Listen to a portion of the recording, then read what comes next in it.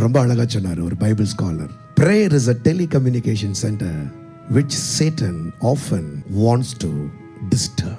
ஜெபம் ஒரு தொலைத்தொடர்பு சாதனம். சத்துரு முதலாவது அதில் தான் கையை வைப்பார். சில கலவரங்கள் ஏற்படும் வாருங்களேன், அப்போ முதல்ல கவர்மெண்ட் என்ன தெரியுமா செய்வாங்க, அந்த ஊர்ல இருக்கிற கம்யூனிகேஷனை அப்படியே முடக்கும். ஏன்? இந்த செய்தி மற்ற மாவட்டங்களுக்கு பரவி பிரச்சனை பெருசாக கூட. இதே தான் சத்துரு. உங்கள் வீட்டில் இருக்கிற பிரச்சனை, உங்கள் வாழ்க்கையில் இருக்கிற பிரச்சனையை அப்படியே போட்டு முடக்கிறதுக்கு உங்களுக்கு யாரும் உதவிக்கு வரக்கூடாது. ஃபர்ஸ்ட் அதை கட் பண்ணுவோம்.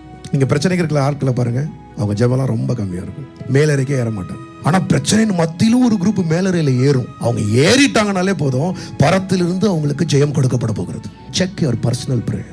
உன் மேலறைய சரியா கட்டு. அங்கதான் ராஜா உன்னில் பார்ப்புக்கிற நல்ல குணங்கள் வெளிப்படும். உங்க மனசாட்சி உங்களை இப்ப கன்விக்ட் பண்ணுதுன்னு வைங்களேன், உன் ஜெபம் சரியே கிடையாது. நீ ஓடுற ஆனா நீ ஜெபத்துல உட்காரதே கிடையாதுன்னு உங்க இருதயம் சொன்னிச்சுன்னா, உங்க இருதயத்திலிருந்து ஆண்டவர்கிட்ட அந்த செய்தி வரும்போதே சொல்லுங்க, ஆண்டவரே இந்த நாளிலேயே முதலாவது என்னுடைய ஜெப அறைய நீங்க ஸ்ட்ரெங்தன் பண்ணுங்க ஆண்டவரே. நான் உங்களோடு பேசுகிறதான அந்த இடத்துல எனக்கு தனிமையில நான் இருக்கணும்.